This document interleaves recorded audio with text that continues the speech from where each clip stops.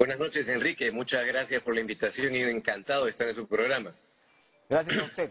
¿Esta ley es buena, es mala? Porque en realidad hemos escuchado opiniones de todo calibre. Hay quienes dicen que en realidad esta ley lo que hace es confirmar la esencia de la Constitución y evita los excesos. Y hay por el otro lado quienes dicen que ya el Tribunal Constitucional había confirmado la amplitud del espectro en la cual esta herramienta se puede aplicar.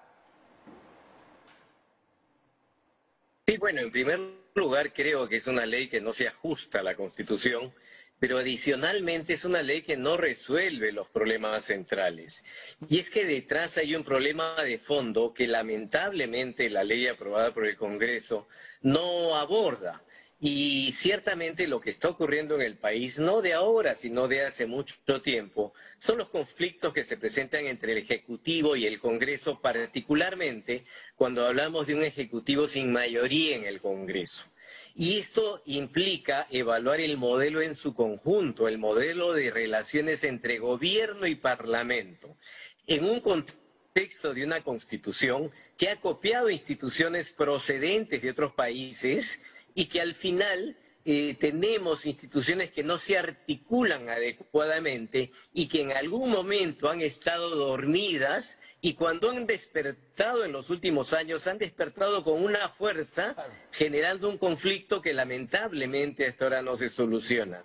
Y es que el Perú en teoría es un modelo presidencial donde se ha incluido la cuestión de confianza desde 1933, se ha agregado la disolución del Congreso desde 1979 y ciertamente se ha interpretado de manera amplísima la vacancia presidencial para convertirla de alguna manera en la práctica en una censura encubierta.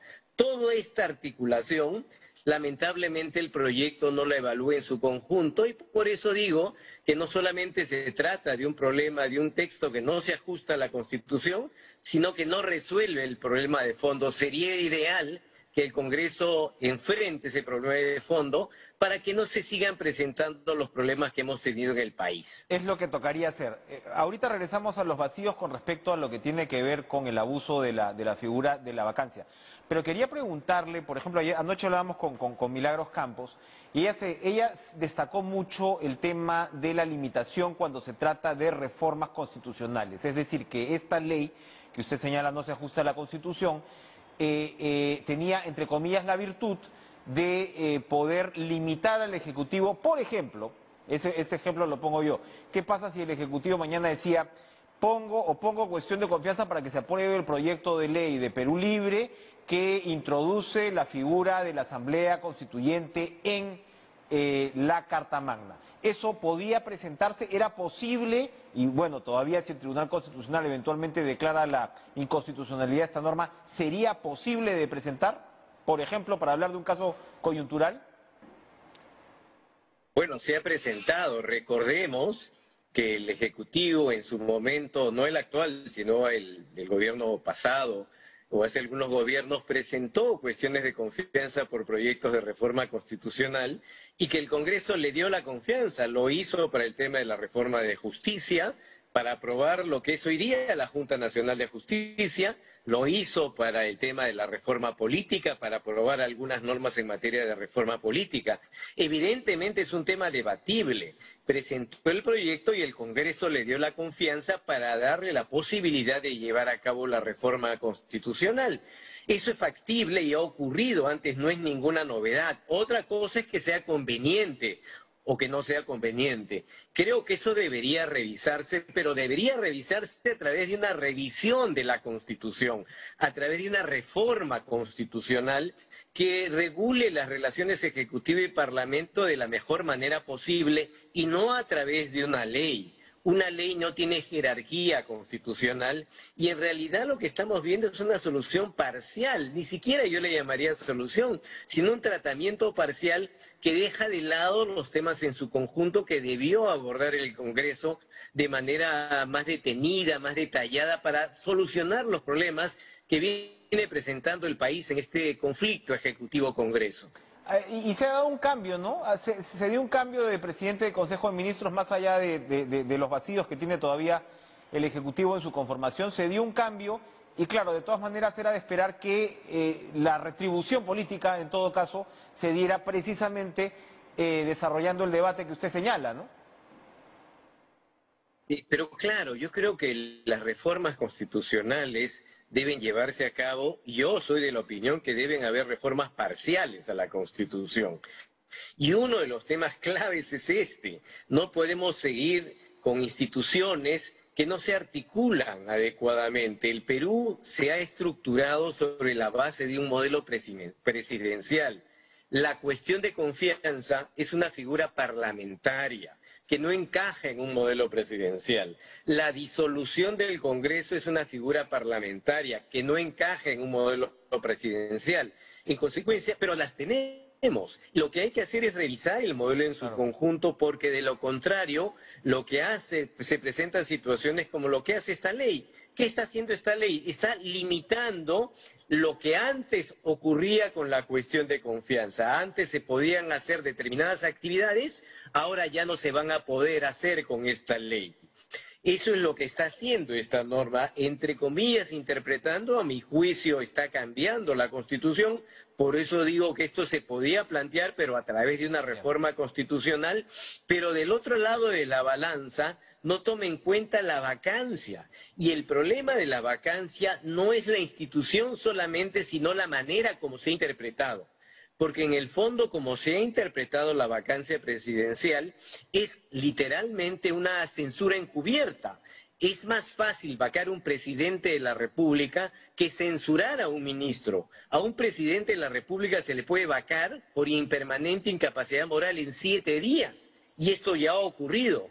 A un ministro se le censura, pero previamente hay que interpelarlo, y luego hay un periodo de enfriamiento en el cual el Congreso tiene que someter a una segunda votación la decisión de censurar o no al ministro. Es decir, la vacancia se ha convertido en una censura y creo que eso no garantiza un adecuado equilibrio. Por eso lo aconsejable sería aprovechar esta propuesta que ha planteado el Ejecutivo para regular la cuestión de confianza y la vacancia, para revisar este modelo de manera seria, sin apresuramientos, con objetividad, para tratar de garantizar la gobernabilidad en el país. Este tipo de figuras que han despertado con fuerza en los últimos años han contribuido a permitir que tengamos 4 presidentes y 2 congresos en 5 años. Es decir, estas normas constitucionales no han contribuido a garantizar la gobernabilidad. Creo que un debate serio sería importante, porque además, en realidad, creo que hay temas más relevantes que podrían discutirse en el Congreso de la República que estar aprobando leyes muy puntuales que a mi juicio no resuelven los problemas de fondo que presenta el régimen político en el país. ¿No habría, para desarrollar además este debate, también tomar en cuenta lo que fue la intención del constituyente de ese momento? Sabemos que los debates del Congreso Constituyente Democrático del 93 fueron, digamos, precisamente en parte por eso tenemos estos problemas, ¿no? Porque al parecer no fue pues una constitución que se desarrolló como debía. Pero el hecho es que cuando uno ve estas figuras, tanto están pues las intervenciones de Chirino Soto, que por un lado dice la cuestión de confianza la puede presentar Chirino Soto, padre, por cierto, una actual congresista, una vicepresidenta del Congreso, que dice la cuestión de confianza la puede presentar el presidente del Consejo de Ministros bajo cualquier circunstancia. Y por el otro lado, el señor Torres y Torres Lara, padre de un connotado dirigente fujimorista, también decía: oiga, mucho cuidado con el tema de la vacancia por incapacidad moral. Sí, al presidente se le puede vacar eventualmente, pero estamos hablando pues de casos extremos. Por eso introducen en ese momento el tema permanente, que ya sabemos que lo permanente también, como usted señala, se convirtió en esta suerte de concepto durmiente que ha despertado con fuerza para ser interpretado de cualquier manera. Pero a lo que voy es que al menos ese debate de los constituyentes iba por el lado de, oiga, tengan cuidado con estas figuras, ¿no? Por más que lo hayan fraseado mal. Claro, hay que evitar el abuso de las instituciones. No cabe la menor duda que se ha abusado en ocasiones de la cuestión de confianza, pero también se ha abusado de la vacancia presidencial.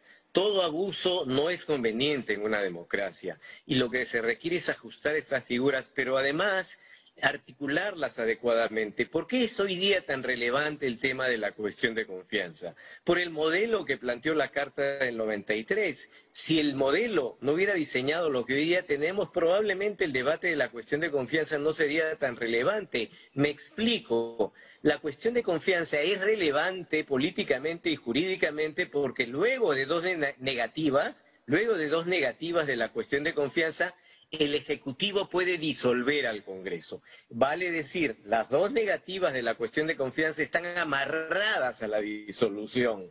Si no se hubiera amarrado a la disolución, le aseguro que el debate de la cuestión de confianza no sería tan relevante, sencillamente porque lo que significa la cuestión de confianza es que el gabinete le pide la confianza al Congreso, el respaldo político para llevar a cabo una política determinada. Y si no se la da, el gabinete cae. Algunos dicen que es una suerte de tentativa de suicidio político. ¿Por qué? Porque el gabinete va a someterse al Congreso para pedirle su confianza. Si no se la da, se tiene que ir. El problema aquí, ¿cuál es? No es ese, sino el problema es que se ha vinculado a la disolución. Dos negativas automáticamente permiten la disolución y por eso es que se trata de dificultar la cuestión de confianza. ¿Para qué? Para evitar una eventual disolución. Si no hubiera esa vinculación, no se presentarían estos problemas y por eso, repito, lo relevante es trabajar, revisar de manera seria las relaciones Ejecutivo-Parlamento, porque al final el país requiere gobernabilidad. Y para garantizar la gobernabilidad necesitamos reglas claras y que solucionen conflictos, no que los agraven. Ahora, para finalizar, se repite esta figura en la cual un Congreso de signo distinto del Ejecutivo, donde el Ejecutivo no tiene mayoría, bastantes problemas tiene el Ejecutivo, por cierto, con su propia bancada ya, de alguna manera afloran, no sé, por decirlo, ciertos instintos políticos que van precisamente en contra de esa gobernabilidad, ¿no? Qué difícil encontrar cierta coherencia donde el actor parlamentario debería demostrar la responsabilidad y poder desarrollar un debate con las características que usted está describiendo. Yo creo que es indispensable. Yo confío, este es un Congreso nuevo, es un Ejecutivo nuevo, yo confío en la posibilidad del diálogo. Es indispensable tratar de encontrar consensos. En algún momento, un politólogo conocido decía, sería conveniente que haya un pacto de gobernabilidad, que no haya disolución y que no haya vacancia en estos próximos 5 años, para lo cual no se requiere reforma constitucional, solamente un pacto de gobernabilidad. Yo creo que ese pacto hubiera sido interesante, pero a la vez creo que sería conveniente revisar de manera integral este tipo de instituciones. Lo que el país requiere es gobernabilidad, lo que el país requiere es solucionar los problemas centrales de salud, de educación, trabajo, no debates innecesarios que permiten apreciar conflictos de un ejecutivo que muchas veces se ve sin rumbo y de un Congreso que lamentablemente aprueba normas que no solucionan el problema de fondo que presenta esta Constitución en ese modelo de régimen político y que se agrava cuando hay un gobierno sin mayoría parlamentaria. Samuel Abad, muchas gracias por acompañarnos y aclararnos estos puntos de vista pues en un tema tan delicado y como usted dice.